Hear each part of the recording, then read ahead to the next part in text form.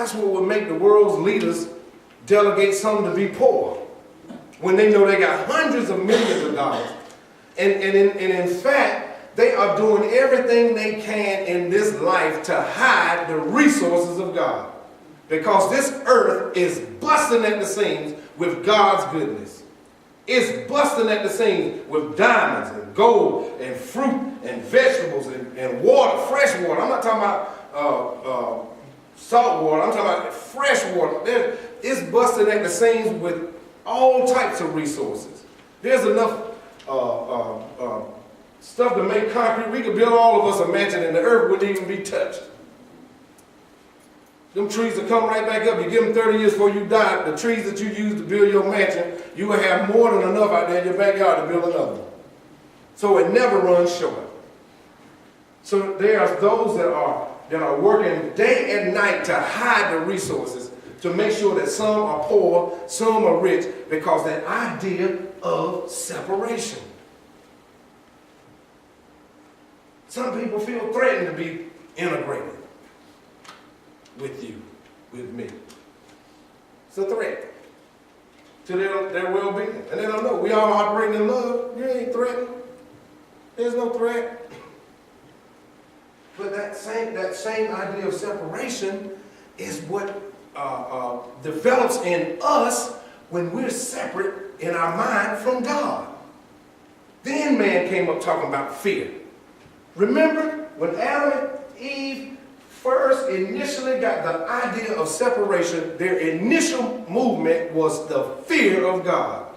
Bible says what? Come on, let's look over here. Back in the book.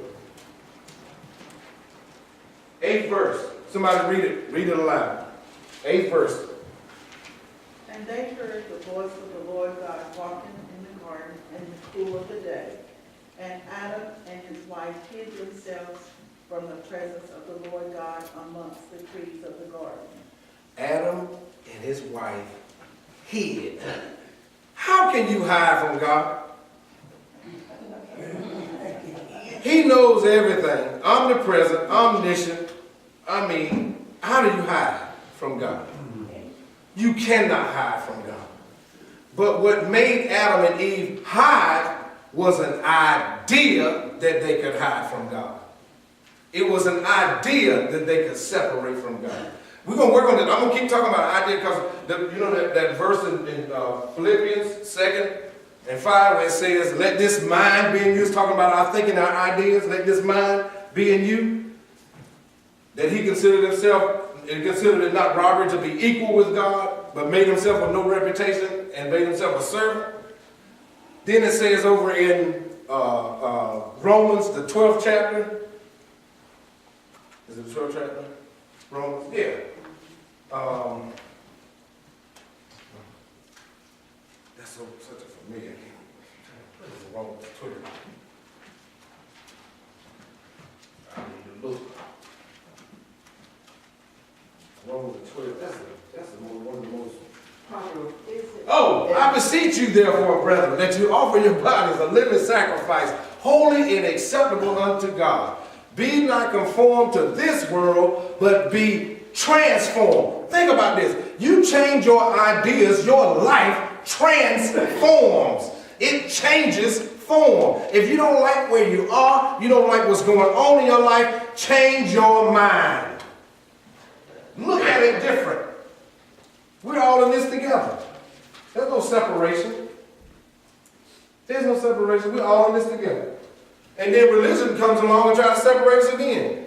Not only are we separated from God now we're separated from the sinner.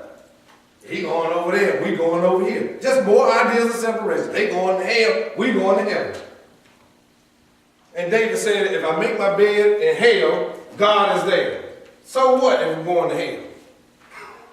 That means that's part of my existence.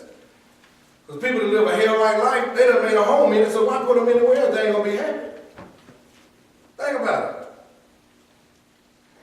They happy with drug dealing and shooting and cussing.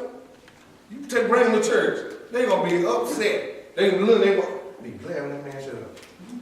So they can get back to their own element. But when their mind changes, then and only permission goes